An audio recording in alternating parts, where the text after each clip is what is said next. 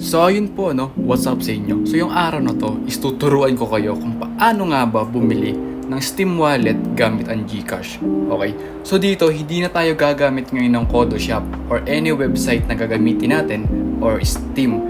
Bibili na tayo mismo ng Steam Wallet dito sa GCash. Okay? Diretso na tayo sa GCash. Okay? So ang unang step na kailangan natin is meron tayong balance sa GCash and verify na tayo sa GCash. Okay? So una is punta tayo sa GCash. Once nandito na tayo sa GCash, okay, kung makikita nyo ito yung ating screen GCash natin, so dapat verify na rin tayo sa GCash, okay. Second step is punta tayo sa load. Hintay lang natin itong G-load. And then kung makikita nyo dito sa categories is merong mobile, broadband, and gaming. So i-click natin dito is gaming. Once na naklik na natin itong gaming and makikita nyo dito is madami pang pwede pa tayo mag-top up sa ibang website or ibang platform ng mga laro katulad ng Crossfire, Garena, Minecraft, Google Play Store, and PlayStation. And then hanapin lang natin dito yung Steam. Okay, once na nakita na natin yung Steam, click lang natin yan.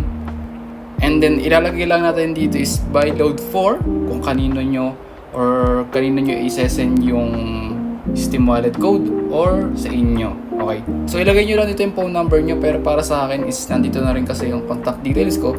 Click ko na lang tong akin and then automatic na mag-fill up yan. Okay. So click lang natin yung next. After natin yung maklik yung next, hanapin lang natin kung ano yung gusto nating bilhin na Steam wallet.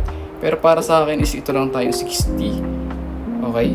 And then click lang natin yung buy now. Okay. So 60 pesos equal to 50 Steam wallet code. Click lang natin tong pay 60. And then automatic na yan, magbabawasan yung GCash natin kapag nandito na tayo. Okay. So click lang natin yung close. And then click lang natin yung X. And then punta tayo ngayon dito sa ating message kung nag-text nga ba sa atin yung Steam wallet code and kung nabawasan nga ba yung ating GCash. At nandito na nga tayo sa messages, and kung makikita nyo dito sa top messages, itong GCash is click lang natin yan. Makikita nyo sa babang baba is thank you for purchasing Steam Wallet 50 from GCash. Your PIN is, and then yun, kung makikita nyo is nandun na yung PIN natin na ikakopy natin. Okay, so una is copy lang natin yan. Once na nakopy nyo na yung code na itinext sa inyo ni GCash, is punta naman tayo ngayon dito sa profile. Click lang natin yung wallet, click lang natin tong plus add funds to your Steam wallet. Okay, and then scroll lang natin bababa, and then click lang natin tong redeem Steam gift card or wallet code, and then scroll lang ulit natin bababa, and then enter your Steam wallet code.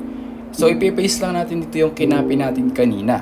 Okay, tapos click lang natin yung continue.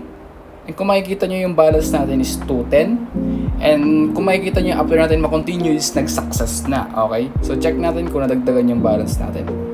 Refresh lang natin. And boom, meron na tayo 260 sa ating Steam wallet.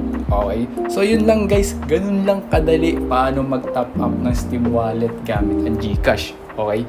So yun lang guys. Sana wag niyong kalimutan mag-like and subscribe for more video tutorial for upcoming more videos. Okay? So abangan nyo guys. May 1 guys, mag-upload ako ng panibagong video ulit. So yun lang guys. Thank you. Peace out.